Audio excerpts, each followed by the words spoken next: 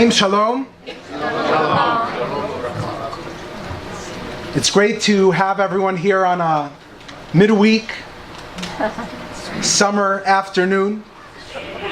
It seems like there's really nothing to do in New York today. I thank you everyone for coming. President, trustees, friends, members. How many of you are here for the first time? Please raise your hand. For the series. Okay. The series is called The Battle for Israel's Soul. Religion and State Through the Eyes of Israel's Chief Rabbis. You know, they say that you shouldn't discuss politics and religion on a first date. Well, we're going to be discussing both of them tonight. That's number one. Number two, how many of you think that Israel is balancing religion and state well today? Raise your hands. How many of you think that the relationship between religious and secular Jews in Israel and abroad are good? Raise your hand.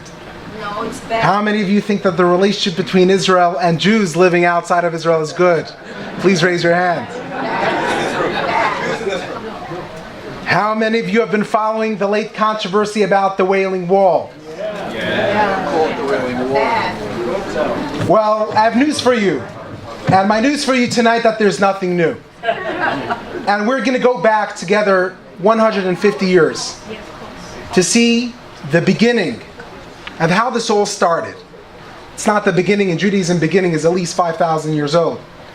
But the beginning as it relates to the modern state of Israel. I'm dedicating, actually it's dedicated by my grandmother, in loving memory of my grandfather, Ted Brody. He was one of the great blessings in my life. It's going to be his 7th yahrzeit this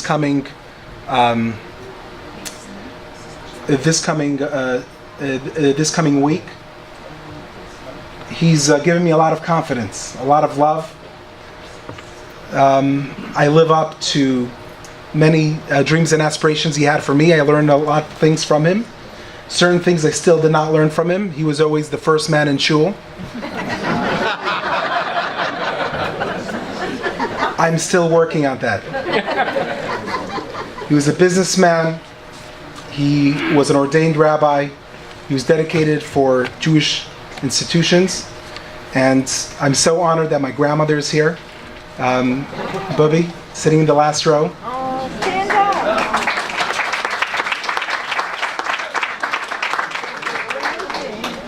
You being here brings back Zadie as well, so thank you so much. And I hope to be able to be with you many, many more years on happy occasions. The person we're discussing today, I decided that religion and state is a very tough subject. It could be a little bit easier if we discuss it through the lens of a human being. It could be a little bit more understandable if we discuss it through the lens of a story, of a human story, of one person's journey. One person's journey that doesn't just relate to him, but also to an entire generation. Rav Kook is born in 1865 in Griva in Latvia. He dies in 1935 in Jerusalem. He's only 70 years old. But in many ways he represents a story of the beginning of the modern Zionism. To me, he's like a rock star. So I might get carried away as I speak about him. He's a writer, he's a poet, he's a pious person, he's a genius, he's a revolutionary thinker, he's a Renaissance man. And in many ways, we'll discuss his legacy as we go on tonight. He's born to a mixed marriage. And when I say a mixed marriage, I mean a Litvak and a Lubavitch parent. And his parents debated whether Rav Kook will be a great Hasidic master or a great Talmudic scholar. The truth is, a little bit of both came true. He creates his own unique world. He's born in a small town called, as I mentioned, called Griva. Russian Jewry is not doing well at that point. I do not have to elaborate about the poverty, about the anti-Semitism. Most of the people sitting here today are grandchildren of people who left during, in the following decades to the United States.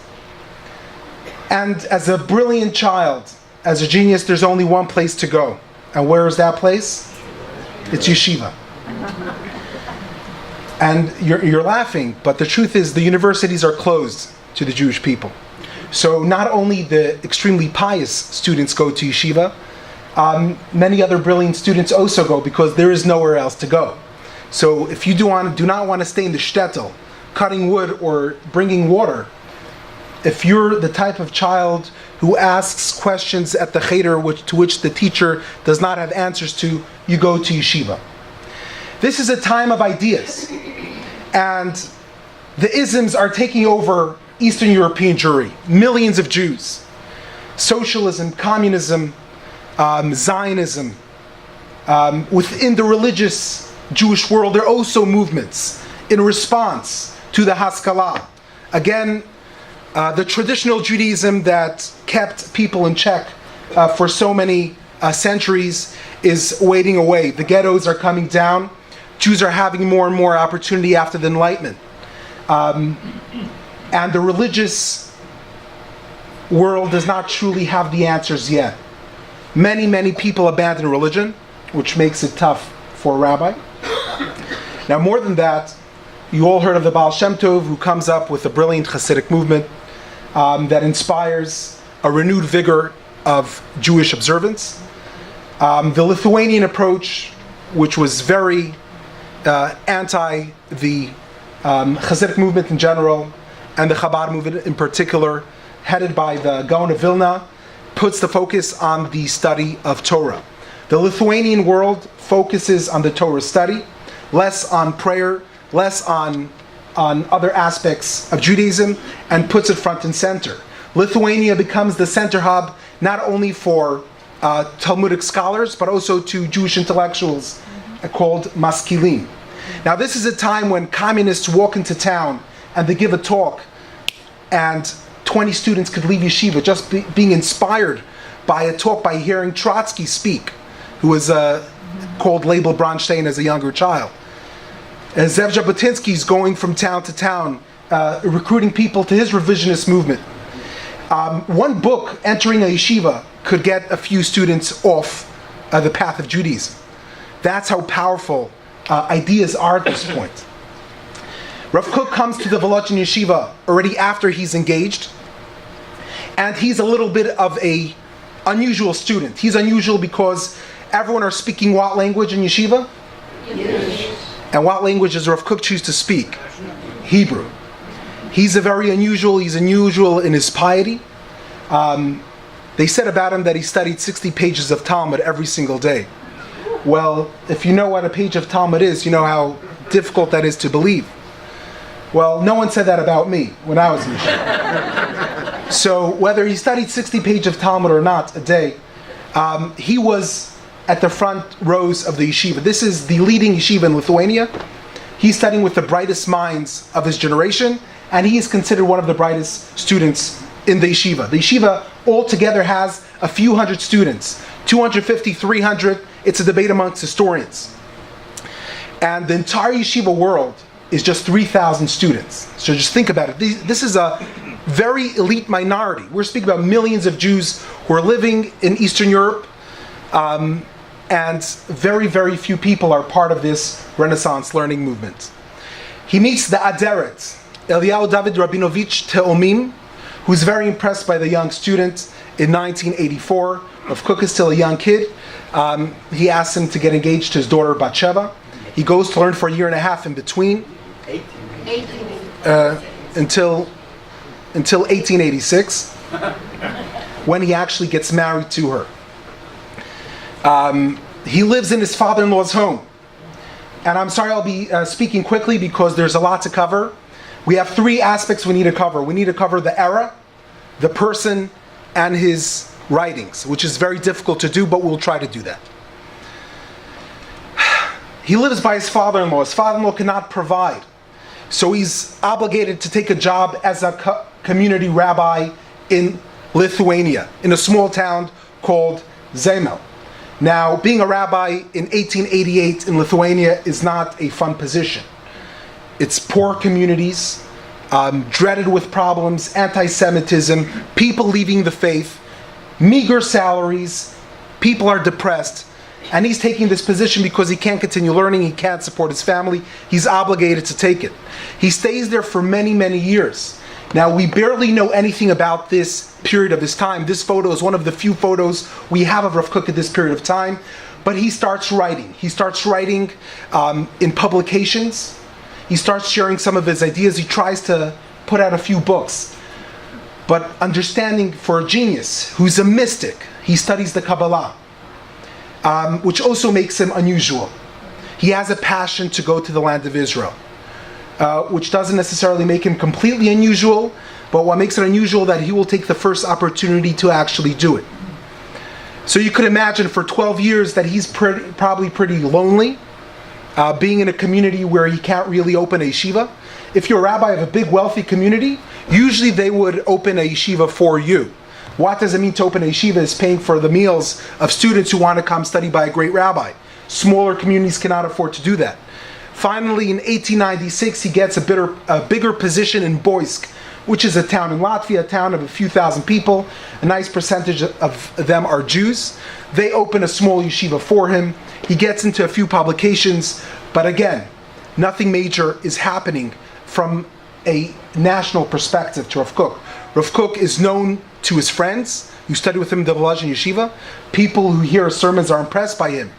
But again, he's not a known figure to the most of the Jewish world. What happens, which is a turning point in his life, in 1904, he accepts a position to be the rabbi of Jaffa. Jaffa, a small ancient Jewish town, most famously known, the port of Jaffa. Who went into the port of Jaffa? The prophet Jonah, when he left on a ship. Okay? It's a small town in Israel that is looking for a rabbi. Now, his father-in-law, that Derek, who you already met, he's right now the assistant rabbi of Jerusalem. And somehow they connect by one of the heads of the community who heard him speak at Boysk. He invited him to come to Jaffa. Jaffa, being the chief rabbi of Tel Aviv today, is a pretty impressive position. We're going back to 1904. His friend Zev Yavid says, do not take the job. First of all, this is the place of the new yeshuv. What is the new yeshuv? This is the second aliyah. What's the second aliyah? The second aliyah, the first aliyah is the Jews who came the previous 3 decades to Israel. Most of those Jews are traditional Jews who come a lot also inspired by, motivated by religious reasons, partially Zionist reasons. The second aliyah starts in 1904. And there are many reasons for it. But again, poverty is clear. But the Kishinev pogrom that happens in 1903 sends chills throughout the Jewish world and Eastern Europe. What happened? A classic story. A non-Jewish kid is found dead. The bishop and the local newspapers blame the Jewish people on the eve of Passover. This is in April. So this is right before Passover. The Jews killed the child in order to use his blood for matzah. A pogrom happens. 50 Jews are killed. Hundreds of Jews are wounded, raped. News of this pogrom spreads throughout the entire Eastern Europe, and it pushes many Jews to make aliyah. What's interesting, in the next 10 years, which is the period of the second aliyah, how many Jews come to Israel? 35,000 Jews. How many Jews leave Eastern Europe for other places, mainly the United States, South Africa, and other places? 1.5 million Jews. So you have to understand, the people who are going to Israel are a meager minority. Zionism is still in the diapers as a movement. It's still, you have the Bundists, you have the socialists, you have the people going to America. The people going to Israel are a minority. Who are those people? Those people are very secular. Those people are very idealistic. Those people mainly have socialists' values. These are the people who are building the kibbutzim, the moshavot. It's called the new yeshuv, the new settlement. Why is it called the new settlement? Look at the difference between the new settlement and the old settlement. Look at the difference of the pictures of the faces. I don't just have to say about the beards. Today beards are stylish, okay? But before the hipsters in Williamsburg came up with it, it was old school. They come and they are there to rebuild Israel. And it's mainly, David Ben-Gurion is one of those people. The builders of the modern state are very much considered to be the founders, so-called, who actually in 1948 take the reins, are many of those who came in these 10 years. So imagine, where's their center? Their center is Jaffa. How do they call the old Jews who were there for the past century? The students of the Baal Shem Tov, the students of the Gaon of Vilna, who came earlier, the modern Zionist movement. They call them the old settlement. They're not just old because they're there for longer, they're old school. This is the new Jew. They're leaving the old Jew in Europe and they're building a new Jew in Israel. So what's important to know is if Yavet says, you're taking a job in a community that doesn't even think they need a rabbi. Why would you want to come? This is the capital sin city of Israel. Why would you want to go there? And if you go to the old Yishuv, knock yourself out, that's not too much fun either. They're mostly zealots. But they want to take Rav Kook because he's already publishing. He's already known as a forward-thinking rabbi. At this point, he's not too famous, but he comes to Jaffa in 1904, and as a traditional Jew who touches for the first time of his life the stones of Israel, he kneels down and kisses the stones.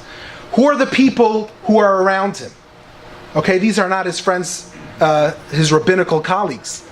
Echad Ha'am, who actually came earlier. Everyone, Eliezer ben Yehuda, who revives the Hebrew language. The two things with which there is no Jewish nation is the land, and the language. Rav Kook is a perfect fit because, as we know, Rav Kook is he's fascinated by the Hebrew language and he speaks a fluent Hebrew. Rav Kook writes in a beautiful poetic Hebrew. He barely speaks in Yiddish. So Ben Yehuda is the one with the glasses on the top. He's the one who revives the Hebrew language. Chaim Nachman Bialik, he went to the Volozhin Yeshiva. He comes, and Echad Ha'am, also two great Zionist thinkers and writers. They come later to Israel, but these are the people who are also in correspondence with Rav Kook. A.D. Gordon, our own David Gordon, who becomes the spiritual so-called leader of the new Chalutzim, the new Aliyah, the new Yishuv, who is very much promoting socialist views.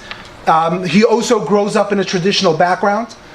And Chaim Yosef Brenner, he died young, but he's more of a dark, pessimistic writer, but also very influential. These are the people living in the small streets right outside of Jaffa, as Rav Kook walks down the streets. Shaya Ganon, who won the Israel Nobel Prize for Literature in 1966, comes to Israel in 1908, and he walks into a small synagogue, Sharei Torah, the synagogue of Rav Kook, and that's where he meets him for the first time. And he writes that 60 years have passed, and that vision of listening to him speaking for the first time with his fervor. People were listening to him not just like people listening to a sermon, people are listening to him as if they're listening to music. And he is enamored with Rav Kook. Rav Kook is a Zionist before he comes to Israel. And how do we know that? Because if he would not be a Zionist, he would not choose that community in first place. You have to understand, the greatest rabbis, at the end of the day, every rabbi is a product of his community. A rabbi is a product of the questions that the people he serves put in front of him. What are the people bothered with? The rabbi in Wall Street will be different than a rabbi of a kibbutz in Israel, because the questions and attitudes he gets are different. Very much you could identify what kind of rabbi a person is what kind of community he chooses to serve. Rav Kook takes the opportunity and he goes to Israel. He writes something beautiful in Hebrew. Hayashan yitchadesh ve'achadash yitkadesh. The old shall become new, and the new shall become holy. This is a play of words with the old Yishuv and the new Yishuv. But it's also a play of words on what is to believe of the Orthodox mantra created by the Chatam Sofer. Chadash asur min Torah. The new is forbidden from the Torah. The religious world is scared of modernism. The religious world, the religious establishment, the rabbinic establishment is trying to come up with answers how to keep children within the fold. And Rav Kook is starting to veer and take a new approach. He's not scared of the new. He's not scared of what's happening. He says the old shall become new, the new shall become holy. And how else do we know he's a Zionist? Herzl dies shortly after Rav Kook lands in Israel. This is 1904, we're still there. And he writes a piece that basically describes Herzl as sort of part of the process of the Messiah, the son of Joseph.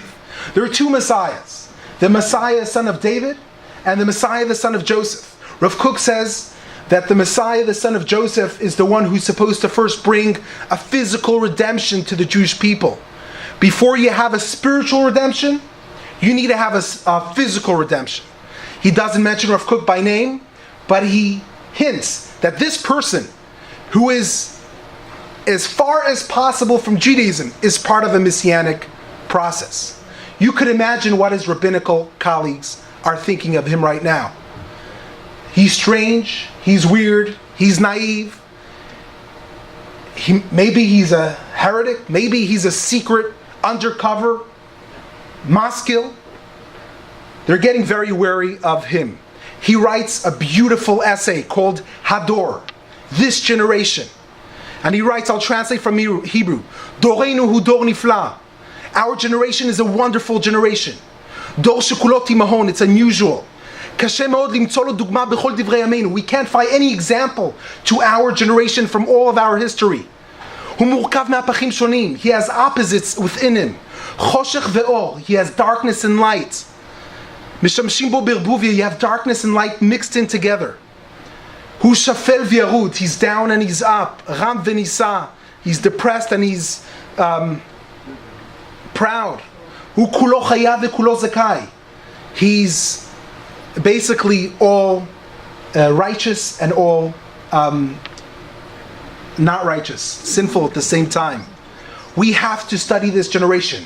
In this essay, he also says, it is our fault that the children are leaving the fold.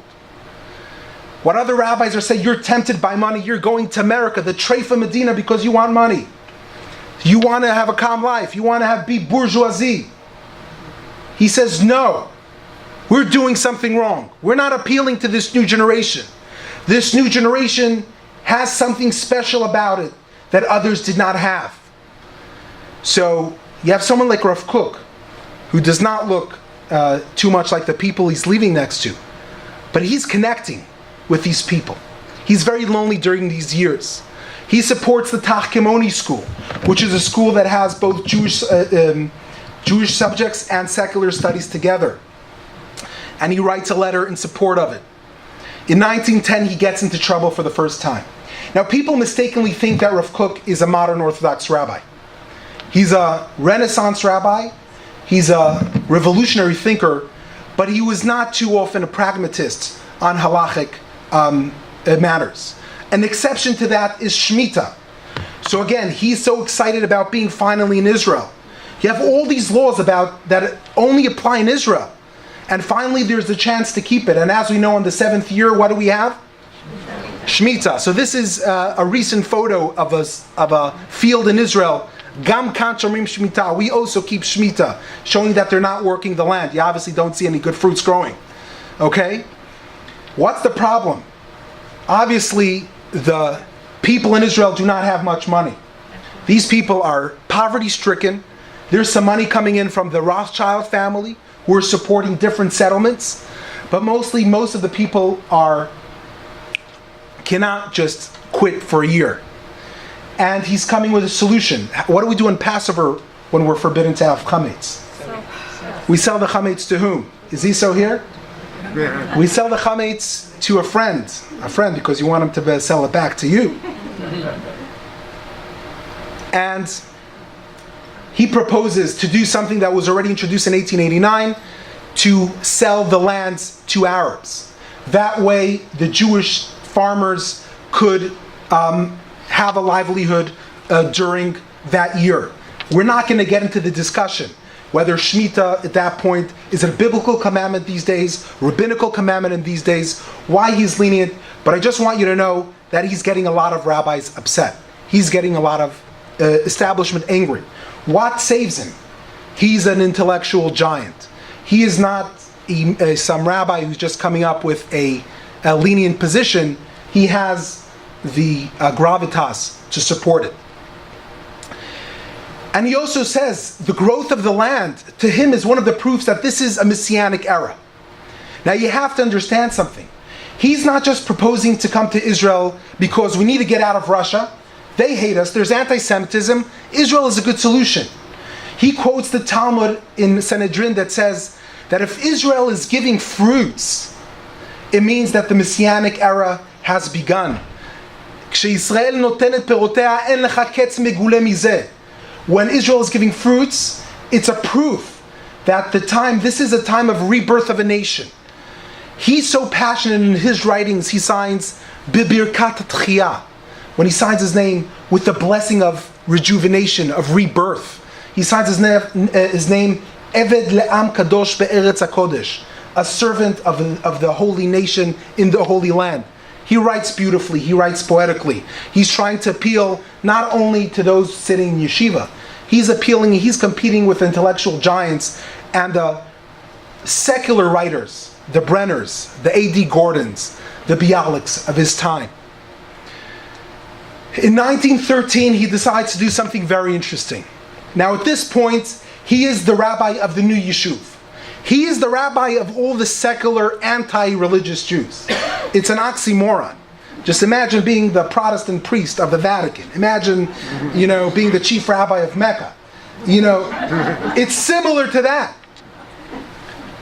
He decides he's going to make a Masah HaMoshavot. 1913, he's going to take with him, not only himself, the leader of the old Yeshuv, the anti-Zionist movement is Rabbi Yosef Chaim Sonnenfeld in Jerusalem. He later establishes what is called today the Eidah HaCharedit. He becomes a great arch enemy of Rav Kook.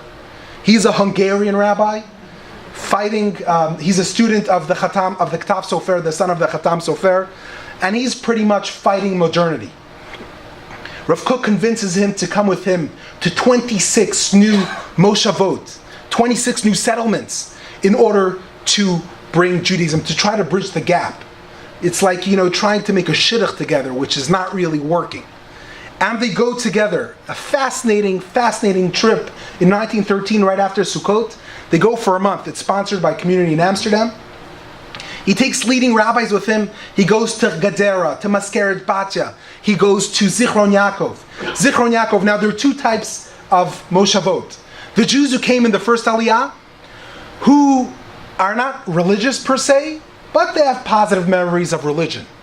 They're traditional, let's say that. A good example I heard is there are two types of children. One child didn't see his father for a while, but he loves him, and when he sees his dad, he's kind of excited. The other child ran away from his dad.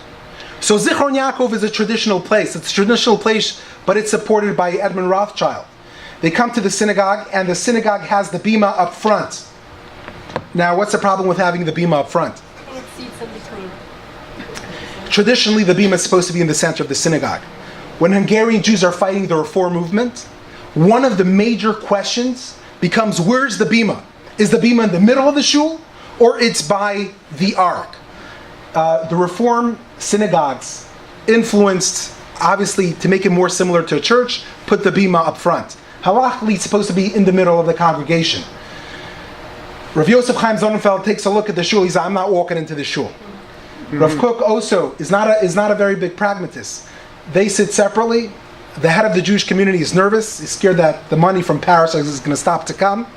He makes him promise that you have to move the bima to the center. They negotiate. Friday night they pray on their own. The community votes with their feet. They come to pray together with Rav Kook. At night, the head of the community understands he has to give in. He promises he'll move the bima to the center of the shul, which he does. I don't have a newer picture to show you, but that's what happens. He speaks about rejuvenation. He speaks to them about Zionism. He speaks to them about rebirth. And just imagine, Rav Sonnenfeld is sitting next to him. This is a very weird trip because these people are not on the same page. But then he goes from Zichron Yaakov to a place called Merchaviyah, which is an adamantly secular moshav. And very often he comes into these secular moshavs, they tell him, rabbis, with all due respect, we love you and everything, but don't expect a warm welcome. And they show up anyways. In honor of them, there's no such thing as a kosher kitchen there. They get some kosher food, they kasher the kitchen just in their honor.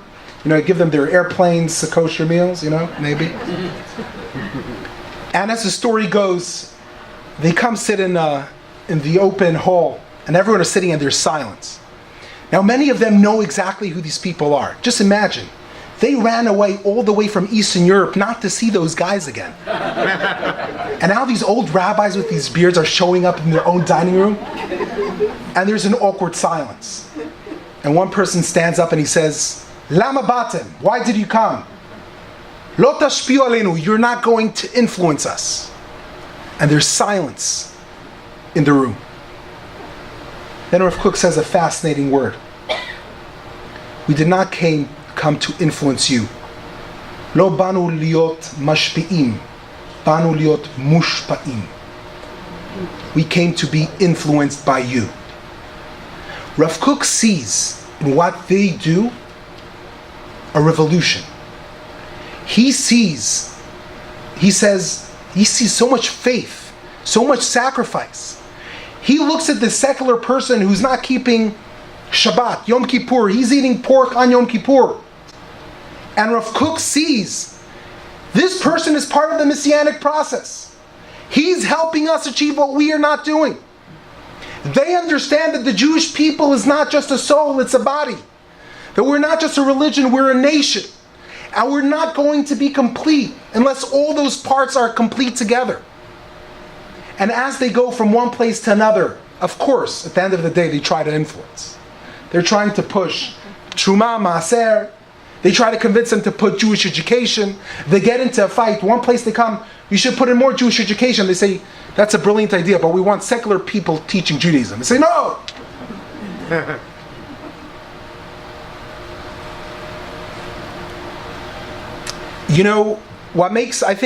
What's important, and when I speak to rabbis, young rabbis, and they ask me about my experiences, I tell them this Mishnah. Hillel says, be of the disciples of Aaron, loving peace and pursuing peace, loving human beings and bringing them closer to the Torah. You notice Hillel says that you have to love people before you bring them close to the Torah. If you don't love the people you're trying to influence, you're not going to influence them. If you don't respect the people, the community you're serving, there's no way anyone will listen to what you have to say. You could be in different religious backgrounds. You could be in different worlds in terms of Jewish observance. But if you can't appreciate and respect the people you're serving, the rabbi will have no influence. Rav Kook has that respect. He is inspired by the people he's serving. This is just a quote. I wish the whole of humanity could be placed into a single body so I could embrace them all. Rav Kook has a very worldly, he's a mystic. Rav Kook doesn't see the reality the way it is, he sees the reality the way it ought to be. When other people see desecration of Torah, he sees a whole different world. His perspective is vision of centuries. He doesn't just look in today or tomorrow. He looks beyond. When he speaks, his writings, you know how you know a good sermon is a good sermon? If you take a look at a sermon of Rabbi Norman Lamb from 1955 and it's still relevant today, that's a great sermon. That transcend time. Rav Kook's writings transcend. He publishes in journals, he's writing books. Some of them he writes them in days. This is one of my favorite quotes of Rav Kook. הצדיקים הטהורים אינם קובלים על רישה, אלא מוסיפים צדק. אינם קובלים על הכפירה, אלא מוסיפים אמונה. אינם קובלים על הבערות, אלא מוסיפים חוכמה. The purely righteous do not complain of the dark, but increase the light. They do not complain of evil, but increase justice. They do not complain of heresy, but increase faith. They do not complain of ignorance, but increase wisdom. Rav Kook has no time to complain, which is the national Jewish sport. Rav Kook wants to see what could be done. It's 1914, Rav Kook leaves Israel to speak at the Agudat Israel that's supposed to get together in Germany. World War I breaks out. He gets he's put into jail for a few months. He gets out. They send him to St. Gallen in Switzerland. By the way, it's a great thing in your career, in your resume, to get put into jail for a little while. For too long, Nelson Mandela, you're in good company with other people. He's in Switzerland, stuck. He can't go back to Israel. Again, he's a pretty lonely person. A person of his intellectual stature and genius. He tries to start a yeshiva in Tel Aviv. He has 10 students. Doesn't come into something great that he wants to. He's stuck for 2 years in Switzerland. He tries to advocate he's ready to go speak about Israel and any platform he's going to be offered. Again, he's a very nonpartisan person. He's very scared. Many people want to label him, he's part of our organization or movement. He tries to stay, he doesn't like to be part of a tribe. He has a global vision. He has a very expansive vision. In 1916, while he's stuck in Switzerland, nothing more frustrated for a rabbi to be stuck without a pulpit.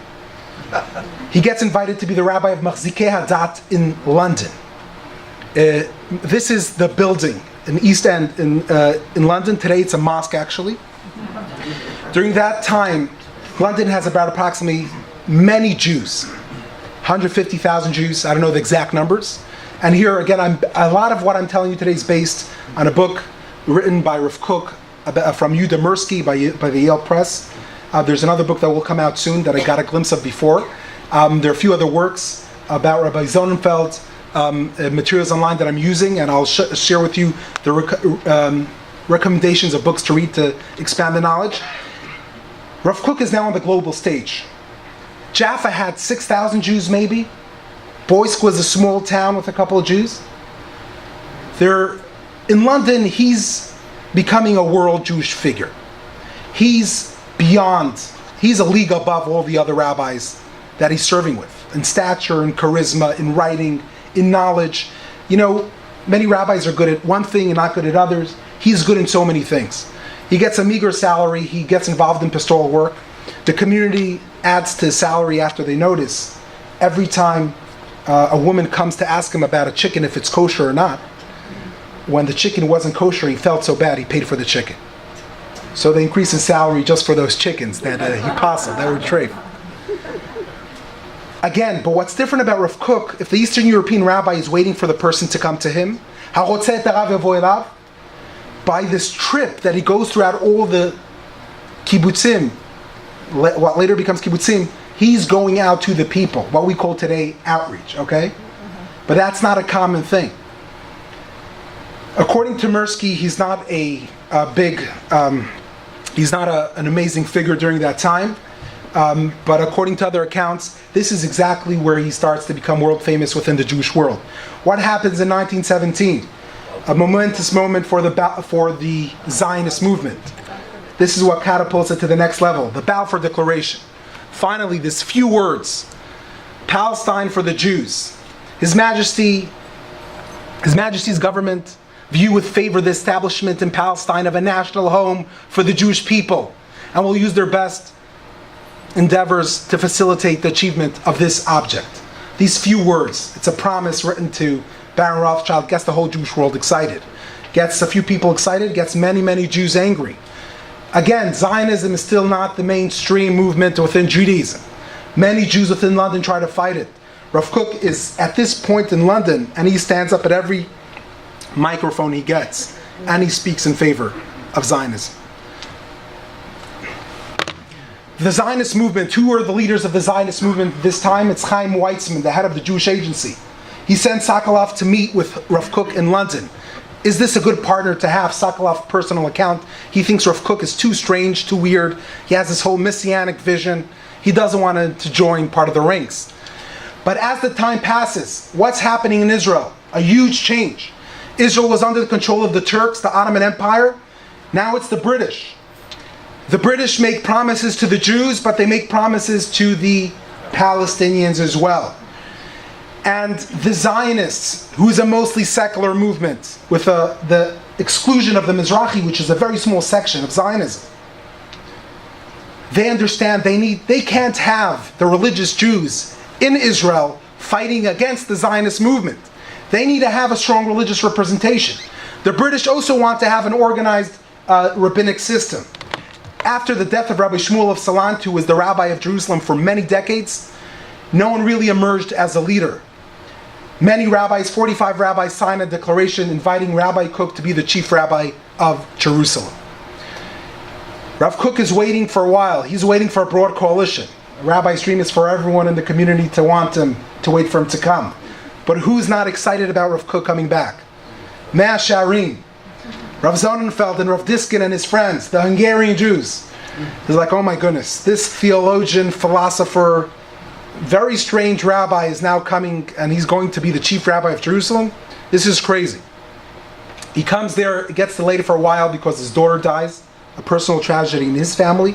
By the way, his first wife dies a year and a half after he's married, leaves him with a child. He remarries his first cousin, her first cousin, also Rabinovich Tomim, and has 3 children with her. As he comes to Jerusalem, he goes to Rav Sonnenfeld and he says, I want your approval. And Rav Sonnenfeld looks at him and, as only rabbis could, do to each other. He says, you know what position would be great for you? If the temple would be rebuilt, I think I would promote you for the high priest of Israel. But for chief rabbi of Jerusalem, I'm not sure. Basically, he's telling him, you love Jewish people. And this love of Jewish people and the land of Israel is making you lose your mind. You don't see. You're giving in to the Zionists. You're giving in to the secular. They're using you as an excuse to say that they're still standing with the Jewish tradition.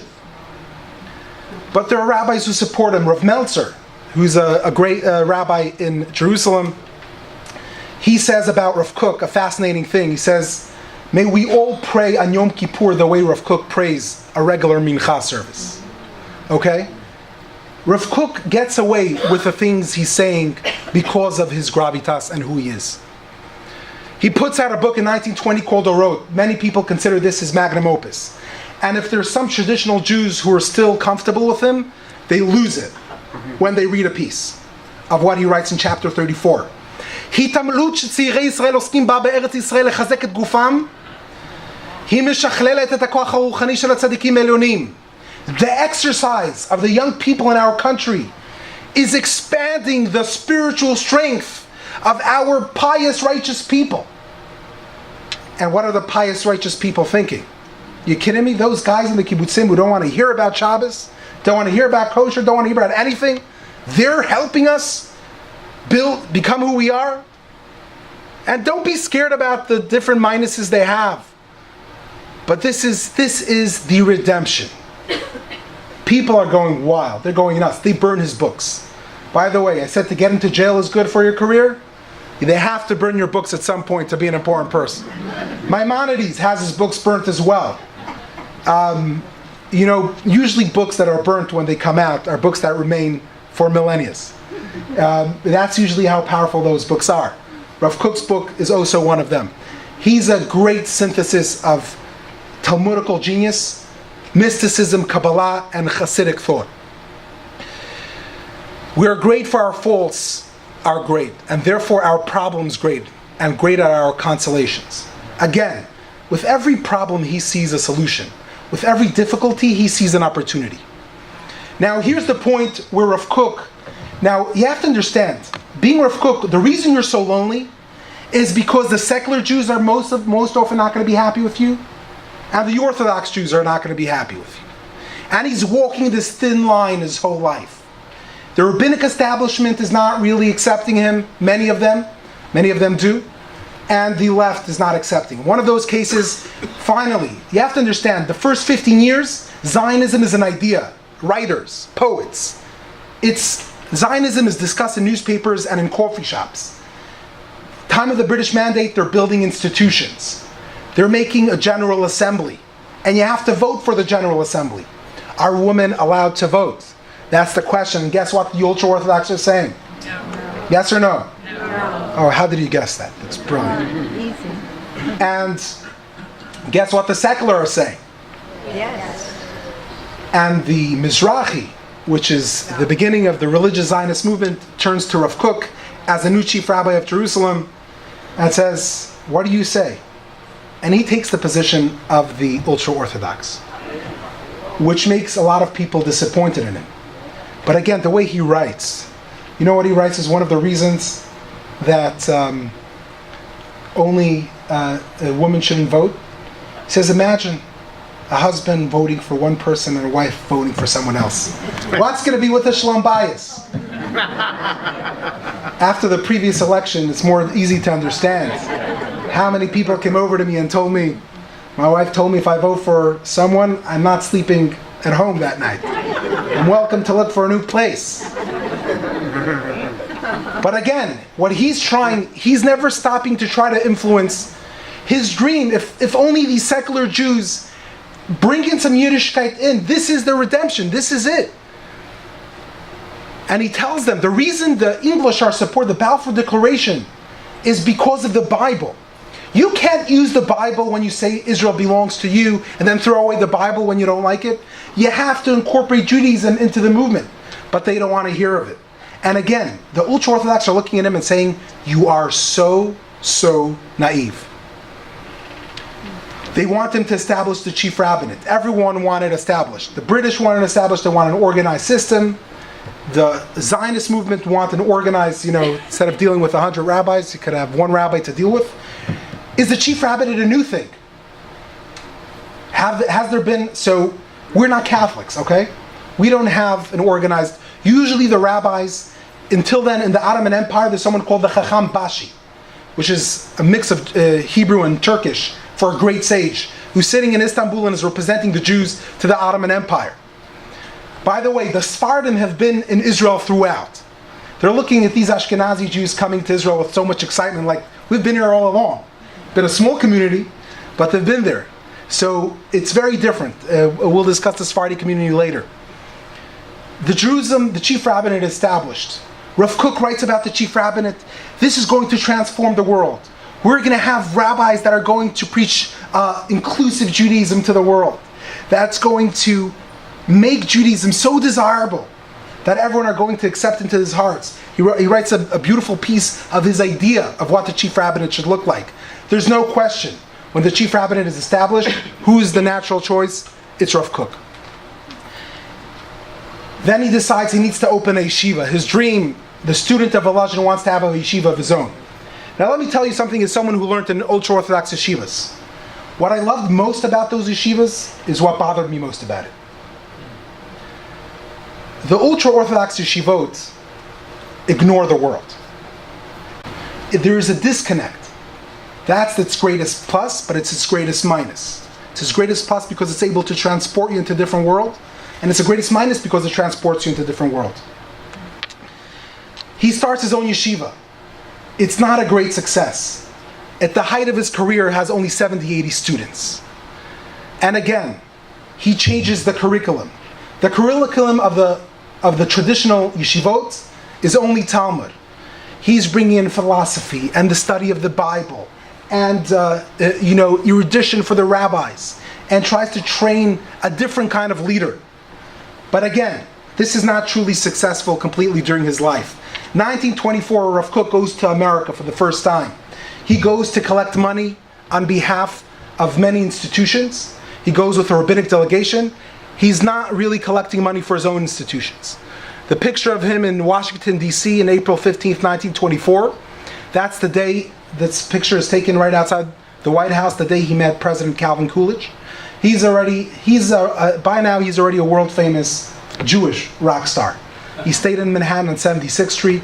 Every city he goes to. Baltimore. This picture is in Montreal. Here are people, he's speaking from the porch. You could see Rav Kook.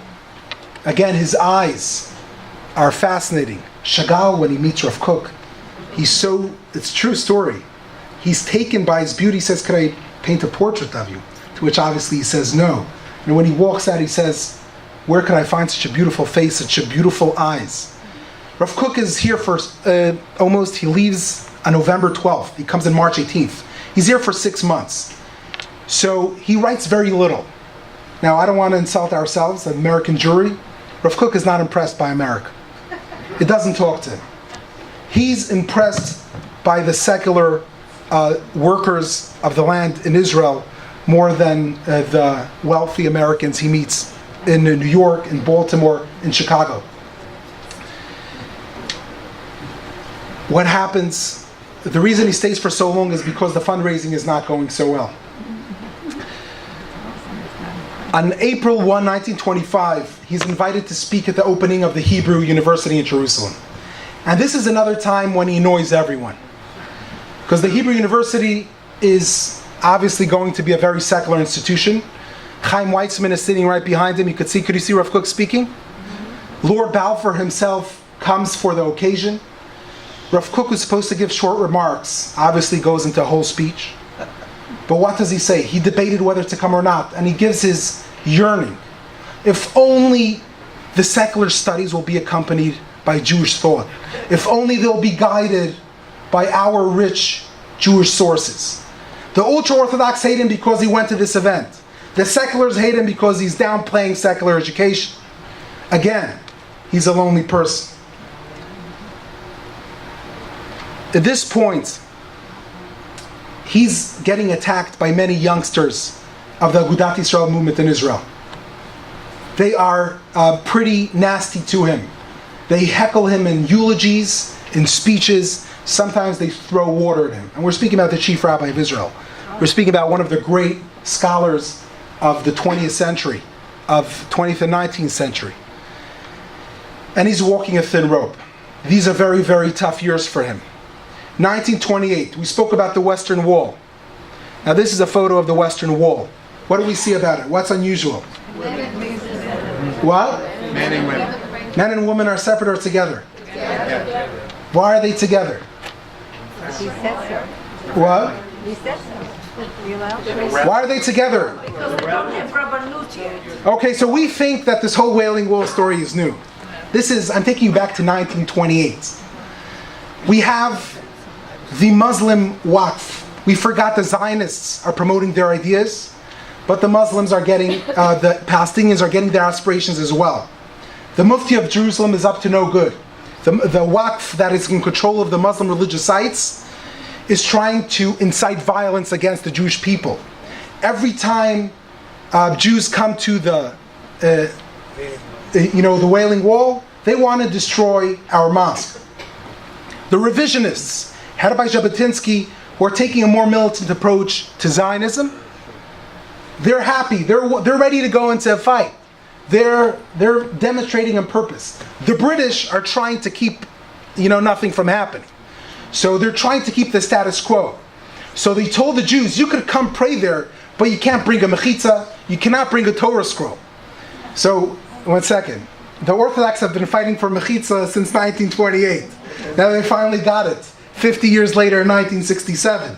Okay, I don't know how many years it will take for other developments to happen. Anything that happens in this square mile could take centuries, okay? It's very, very sensitive. After a huge incitement by the Mufti of Jerusalem, in 1929, a horrible massacre takes place. How many of you heard the massacre of 1929? 133 killed, raped, murdered, brutally murdered. 340 approximately injured. The whole world. This is the Baltimore News. Main news is writing about the massacre in Hebron. Now think about Rav Kook. He's a dreamer. And we started this lecture with the Kishinev massacre. And Israel is this dream that's going to take us away from these gruesome murders. And the Zionist dream is starting to come a little bit to fruition. But what happens? Similar things are happening in Israel. The dream of Israel, which is slowly coming true, that so many promises and so many prophecies are coming to light, but there's so much pain and so many of the similar issues are still at stake. Politics.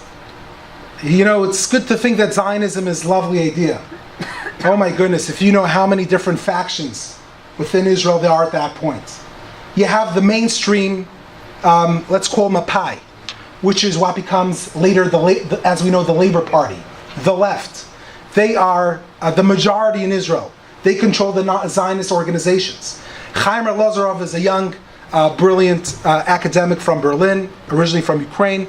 He's the head of the political party. He lives in Tel Aviv.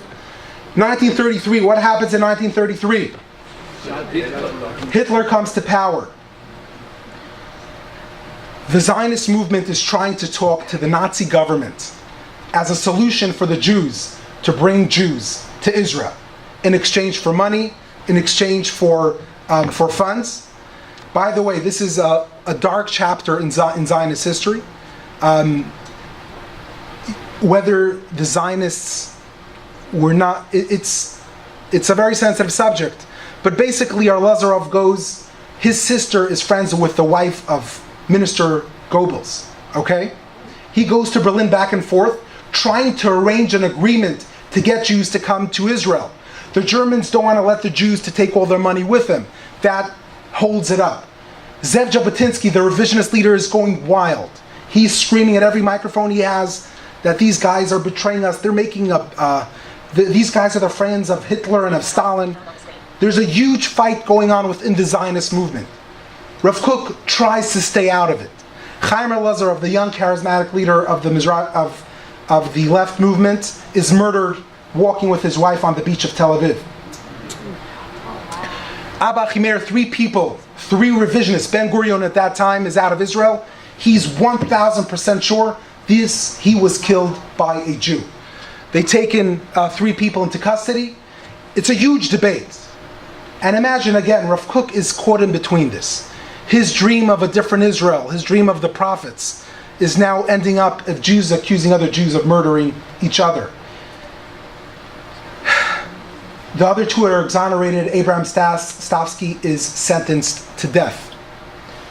Rav Kook tries to stay way out of it, but he's convinced by a rabbi named Nathan Milikovsky that his son, a journalist by the name of, listen to this carefully, Ben Zion Milikovsky, saw Abba Chimeir that same night in Jerusalem, and he couldn't be the murderer. Who's Ben Zion Milikovsky? Netanyahu's father. Ben Zion, later known as Ben Zion Netanyahu, the father of Bibi Netanyahu, who's a who's a big revisionist. They convince Rav Kook that he's innocent. There is an Arab person who takes responsibility. It's a huge affair. I don't have time to get into detail into what happens. Rav Kook starts fighting for him like no one else. Again, the establishment is very disappointed by Rav Kook. Rav Kook says, if I open the ark on Yom Kippur, on a Yom Kippur that falls on Shabbat, just to make it sound more serious, and I hold the Torah scroll, I'm ready to swear by God's name that he did not kill. Rav Kook cannot accept that a Jew kills another Jew. It bothers him so much. Later, he is left out as well. The crazy part of fate is that Stavsky, who was blamed for the murder of Lazarov, continues with the Irgun. He's a helper of Menachem Begin. He gets killed in 1947 on the Altalena boat by Yitzhak Rabin's group when the Haganah, when the state of Israel is established, and they don't want to have 2 separate armies. That's when he gets killed in a very interesting turns of affairs. This picture is the funeral of Rav Kook. It's 1935. Rav Kook, who had a very difficult last 16 years from the moment he comes back to Jerusalem, he dies. He dies of cancer. He's only 70 years old.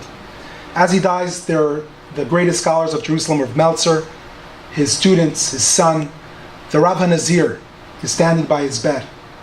And they show him the latest book that is about to be published. And it has a lot of titles to his name. And as his last motion, he says, take away all the titles. Just leave one title, Harav, the Rabbi Kook. In Israel today, in the religious Zionist movement, when you say Harav, and you just say the word the Rabbi, you mean Rav Kook.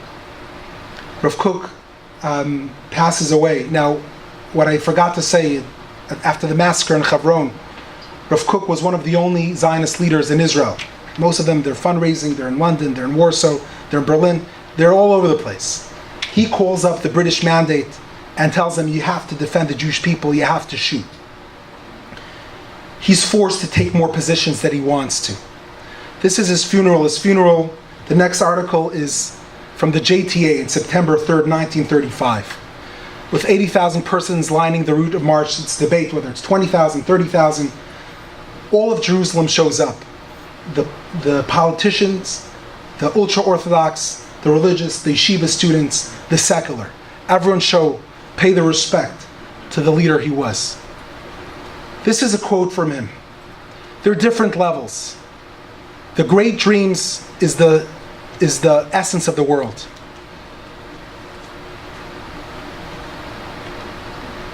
The prophets dream. The great thinkers dream. The poets dream while they're still awake.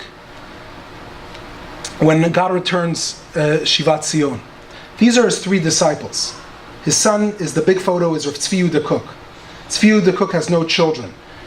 The Rav Nazir is a very interesting person, a Nazarite, a brilliant guy with 7 PhDs from the University in St. Petersburg, who falls in love with Rav Kook when Rav Kook is in Switzerland and follows him ever since. Rav Yaakov Moshe Charlap. These are the essential people that are considered his followers. What is his legacy? Let's look at what were his institutions. His institutions were the chief rabbinate. How's the chief rabbinate doing today? Yes, or raise your hand if you think it's doing great. Okay. His yeshiva, for decades, his yeshiva is not very successful. It's a little offbeat. It doesn't turn to the center of gravity of the Torah world. It definitely does not become the center of inspiration for world Judaism. But as the difference between a king and a prophet, when a king dies, his power ends. When a prophet ends, his influence begins. And that's the story with Rav Kook. He was not as much appreciated during his life. Few people understand his wisdom today. But over the course of time, he proved he wasn't a great manager or administrator. His institutions were not his legacy. His ideas were his legacy. His ideology is today a leading ideology in the Jewish world. You could say a third of Israel today are considered religious Zionists, who both embrace religion and Zionism. He is the father of religious Zionism. Even though some people will say that it was founded in 1902 by Rabbi Reines, but that was a practical Zionism just to find a place. They were happy to take Uganda as an option. He's the founder of Zionism as a rebirth of our nation. He gives the confidence for rabbis to follow and lead this movement. A place is founded, the other leader of religious Zionism, Rabbi Maimon, who becomes the first minister of religious affairs in Israel, who criticized Rav Kook when he disagreed for a woman to vote. He said, in religious matters we'll ask the rabbis, in public affairs the rabbis should ask us. But he establishes institution. As you drive into Jerusalem, it's one of the first buildings you see that prints out his books. This is called the Shas HaLavan. Some people call it the White Talmud. These are the books, many of the works of Rav Kook that were edited by his students. Now, my father, who grew up in the Panovich Yeshiva, became a huge fan of Rav Kook's writing. And Panovich is not exactly a part of his school of thought. Not only that they're not part of his school of thought, they don't even have the books of Rav Kook in their library in the yeshiva. And my grandfather was a huge anti-Zionist, a real German Jew from Zurich, who wanted my father to go continue in Johns Hopkins University to get his degree. And my father wanted to go to study Merkaz Arav, the yeshiva of Rav Kook. And as a compromise, they went to ask the opinion of Rav Auerbach, who was one of the leading rabbis of the 20th century. And Rav Auerbach made a compromise. He says, okay, you could go for 1 year to the yeshiva of Rav Kook, and then you should go to Johns Hopkins as your father wishes. And that's what my father does. But he tells my father a fascinating thing. He says, you know what's the difference between Rav Kook and the yeshiva world? You know what's the difference between Rav Kook and the Musar world, the rabbinic establishment of the previous generation? Is that the Musar movement taught you see your Yetzer Hara, your evil inclination, take a sword and kill it. Take a gun and shoot it. Rav Kook says, you see your evil inclination, take wings and fly above it. And that encapsulates very powerfully who Rav Kook was. Now, this is a year and a half ago. I had a privilege. I had to put in a picture of myself, and I'm sorry. Following in Rabbi Schneier's footsteps. I'm trying. A year and a half ago was the celebration of the 50th year of Nostra Aetate. Nostra Aetate is when, a little bit late, the Catholic Church accepted that the Jews are not responsible for the killing of Christ. 2,000 years late, but it came. And the truth is, and that was the beginning of the change in the Catholic doctrine, which allowed to better relationships. My father was invited to serve as a representative of the Jewish faith to speak at the opening of the Nostra Aetate at the Vatican. And my father didn't know what to say. What is he going to say? What's the Jewish perspective on the Christians finally saying that it's not our fault? What? My father was debating for a long time what to use. He had a few minutes to speak. And the only words he could use were words of Rav Kook. About teshuvah, about repentance. I couldn't go into the depth of his thought. But let's just read this piece together that shows the greatness of his scope, just the way he writes. The currents of teshuvah rush along. They're like streams of flame on the surface of the sun, an unceasing struggle to break out and ascend. They endow life to many worlds and countless creatures. It is impossible to absorb all the colors that emanate from this fiery sun of teshuvah, which illuminates all the worlds. There are so many. They come with such mighty sweep, with such wondrous speed. They come with the source of life itself, for whom time is only a limited expression of his providential design. The individual and the collective soul, the world soul, the soul of all realms of being, cries out like a fierce lioness in pain, demanding tikkun olam, perfected reality. We feel the pain and it purges us. Like salt which sweetens the meat, it sweetens our bitterness. The words cannot express this deep thought. We will place things in the context of the divine unity. We will invoke the mystical meanings of the names of God. A punctuation mark, a new heaven, a new earth, and all their fullness are contained in it. A letter, and all worlds are revealed. Words and 1,000 of words, and many creatures tranquil and joyous, abounding with a mighty gladness, full of peace and truth. And the soul of the world grows towards perfection. Through teshuvah, everything returns to godliness. Through the power of teshuvah, all returns to the essence of the divine plan. These are the words my father chose to share. As powerful what it means to do teshuvah, and as bad as the relationship was, as much as we suffer from the Catholic Church, God gave us repentance in this world. There is something called repentance. Rav Kook, looking at all the sinners of his generation, he sees great souls. He sees passionate people. He forgives them. And this is a great book you should read of Rav Mirsky about Rav Kook, and I based a lot of my information on it.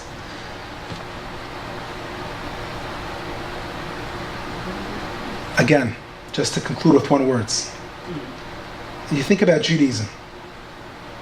The Judaism is something you have to struggle with, or something that could inspire you and elevate you. We could be in different spectrums of messianic, of the feeling of what Israel is about. Would Rav Kook be happy when he would wake up today? The head of the Mossad, the head of the Shin Bet, the head of the police are religious Zionists in Israel, probably a third of the country. Would he be happy with the chief rabbinate? Would he be happy with his yeshiva? But his words, those books, those white books, continue to inspire many generations of Jewish thought. They're being discussed, they're being translated into different languages, and they're being studied into this very day. Rav Kook is one of the rabbis who was not scared of the change. One of very few rabbis who's not scared of modernity. And that's something we could hope for. That I hope for myself and for my colleagues to be able to follow. Thank you very much.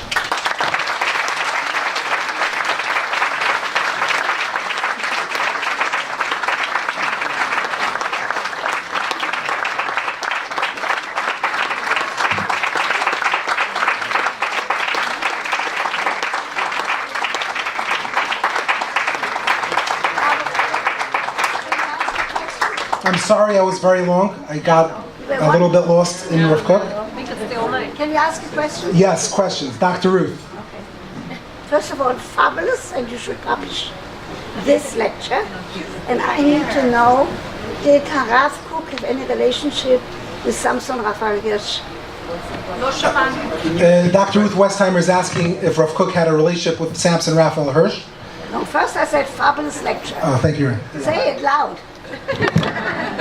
And you should publish it. Again, it's a little bit of a different generation and a different time. Samson Raphael Hirsch is also a very fascinating example to Rav Kook. Rabbi Samson Raphael Hirsch had to respond to Haskalah and had to make orthodoxy relevant again.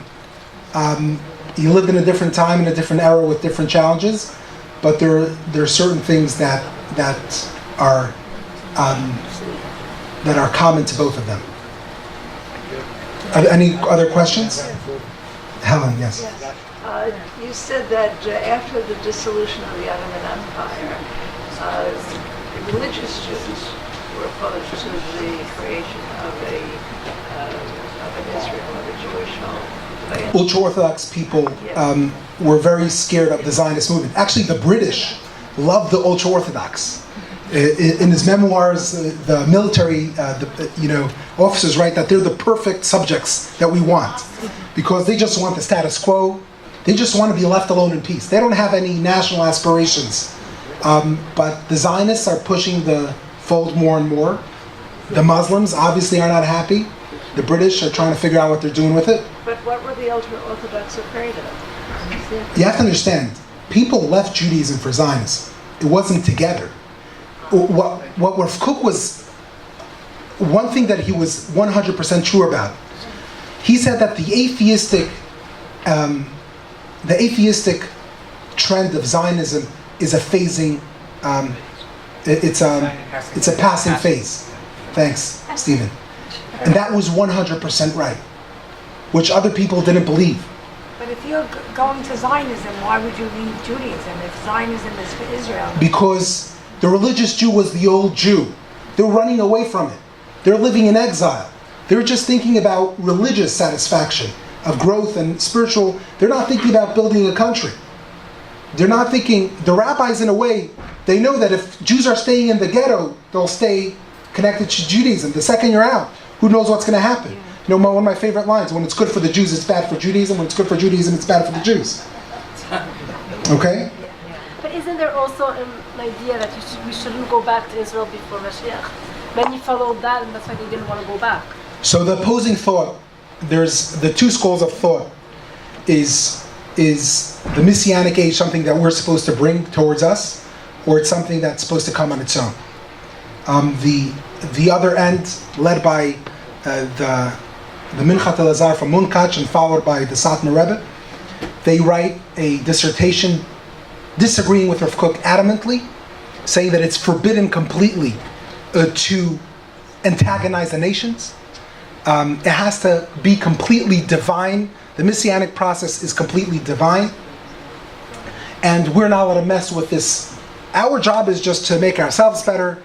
The national aspirations, leave it to God. But that's, I should have mentioned it, with just so much mentioned. Yes? As the token representative of the Greek Sephardim and the five towns, I would have appreciated having Rabbi Kook visit the five towns. If you want to see a divided community and fractured community today, that's where you have to be. I was taken by your talk, and as always, whether it's the sermon on Shabbat or here, you mentioned the relative progressivism of the Catholic Church. What we neglected to, not neglect, maybe it's another topic, is the Greek Orthodox Church. I was born in a cave escaping the Nazis, and anti-Semitism is embedded there. Today, Greece represents the paradigm of the anti-Semitic country, 67% having that disease. It also happens to be the 70th anniversary of the partition resolution this year. November 29, 1947. 13 countries voted against the creation of the Jewish state. 12 of them were Muslim and Arab. One was Christian and European. That was Greece, my country, my native country. So what's the question?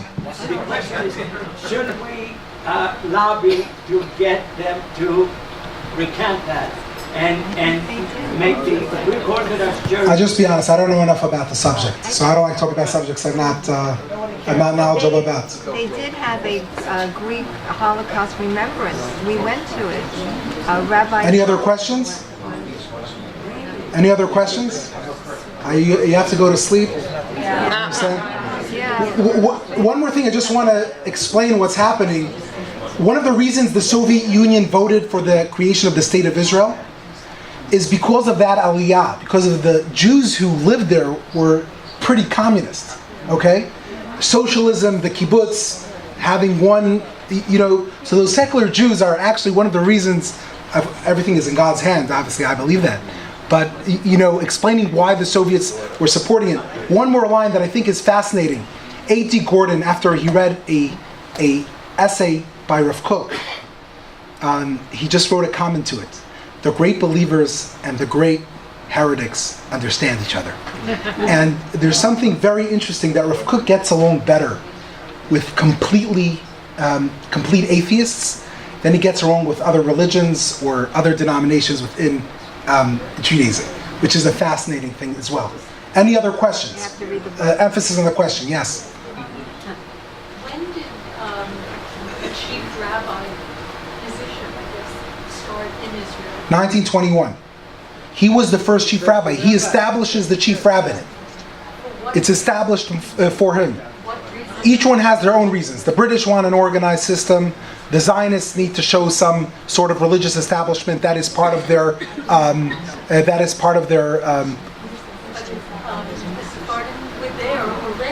Sephardim already have a chief rabbi, which was the Chacham Bashi under the Ottoman Empire.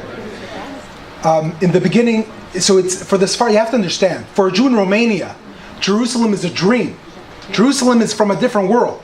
A Jew who lives in Aleppo, Jerusalem is his backyard. He's it's a couple miles away. It's like New Jersey for you. It's not Hawaii. It's there.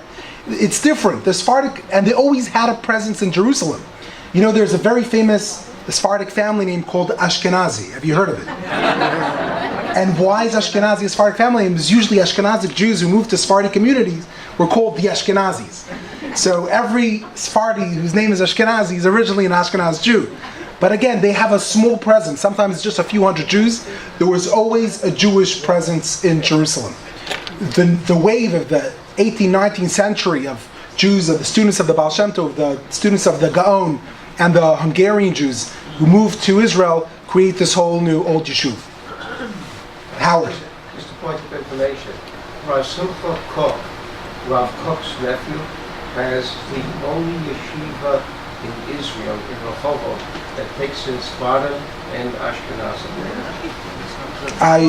Could I correct you a little bit?